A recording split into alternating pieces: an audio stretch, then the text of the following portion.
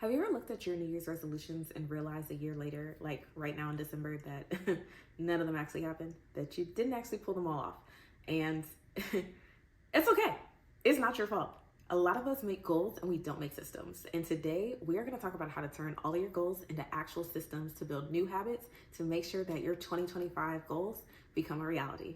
That interests you? Stay tuned.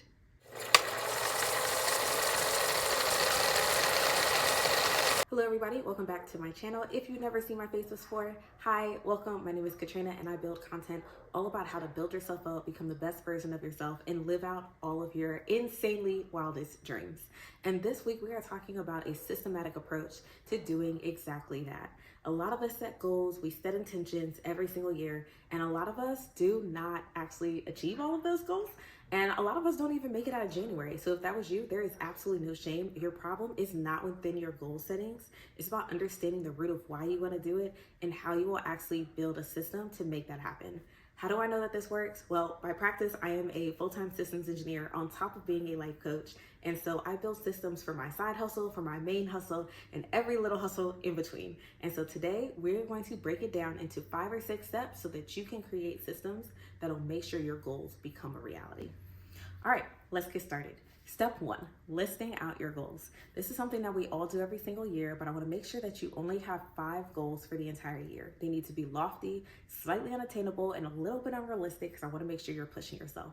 After all, our goal is to shoot for the stars, but to land on the moon. Next step, I want you to take another sheet of paper, write out each goal on a separate sheet of paper, and you're gonna write 5 boxes. And this is an experiment called the 5 whys. This is something you will learn in any MBA program when it comes to like figuring out your business. And our goal is to really treat your life like a business. We are treating your life like a startup, okay? We're looking for MVPs, what is it called? Minimum viable products, not like most valuable player, even though, because that's probably gonna be you, because it's your life. Anyway, we're getting off topic. Anyway, we're gonna do the 5 whys. So let's say your goal is to have 100,000 followers on Instagram. You need to ask yourself why. Your answer to that, you're gonna ask yourself why again. Your answer to that, again, until you reach 5 whys on your paper and getting to the root reason why. And this is gonna be something that takes a little while. So feel free to pause this video and come on back because you're gonna have to really dive deep and think. Because if you don't know why you're doing this, it's gonna be really hard to show up for yourself every single day, every single week, every single month, throughout an entire year. We are trying to change who you are at a core level so that you can achieve your highest goals. So if you do have the goal of having 100,000 followers, why do you want them? Oh, because you want to make money on social media. Great, nothing wrong with that. Why do you want to make money on social media? Oh, because I don't want to leave. I want to be able to leave my 9 to 5. Why do you want to be able to leave your 9 to 5? I don't like my coworkers. We don't really get along. Why don't you like your coworkers? They try to tell me what to do and I don't like being told what to do. Why don't you like being told what to do? You see how we're going deeper and deeper? These layers matter because if we build your system and your system isn't achieving your root why, you're not going to get that highest level goal. And that's why we are going as deep as possible to make sure that you ultimize. Yeah, I like that word. Ultimize, I made it up, your chances of success. All right, now that you know the root of why you want to do it, it's time for step 3, talking strategies. If you had to achieve this goal in 3 months, yes, we are breaking it down. I know this is a year goal. We're going to break it down in the quarters. If you were trying to achieve that same goal in 3 months, what would you have to do every single week, every single month to try to achieve that goal? What could you incorporate into your day to achieve that goal? Let's stick with the 100,000 followers on Instagram, okay? Now, if you want to reach 100,000 followers, you have to remember where you start. Let's say you're starting with 500. Nothing wrong with that. But now we need to start thinking about how could you actually build out a content plan to get there. Your goal shouldn't just be, oh, I'm just going to post what feels right. You actually need a strategy to achieve your goals.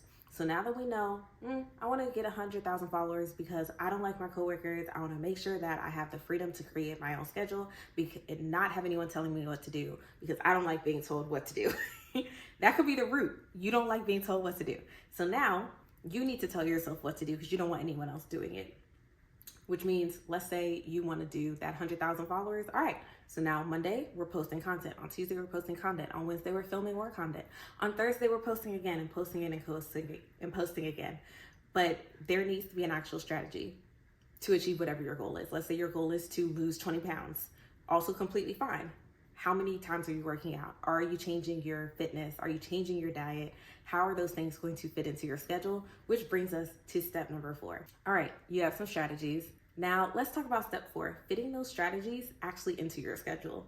This is where a lot of people struggle. They create a plan, they know what they want to do, but it's hard to actually make that work in the schedule that they already have. This is when our least favorite word comes into the conversation: sacrifice. Okay, I know we hate that word because it means we have to give something up, but sometimes that's what we have to do to be the best version of ourselves, whether it's giving up relationships, giving up certain activities, or reprioritizing what we want to do with our day. So now that you have a list of things that you know are tangible steps that would need to be taken to achieve your goals, how can you fit those things into your schedule? Let's go back to that strategy for 100,000 followers on Instagram. You need to post, right? To build your following, you need to be posting reels, posting stories, being engaging. So now it's time to look at your calendar. Do you have any empty space? Even a little bit? Some of us have a lot more space than we think we do. And I actually have a video, and I'll put the link up there, about how you can kind of build out and look at your calendar from a nitty-gritty perspective to see where you can fit in things that matter to you, not just for building out your goals, but also for self-care purposes. And I'll leave that link up in the corner. But once you look at your schedule, you really need to start seeing how are we going to fit these things in, and not unrealistically. This is a time to be extremely realistic and to also give yourself some buffers. If you think that you have an hour and a half to work on content every day, schedule an hour.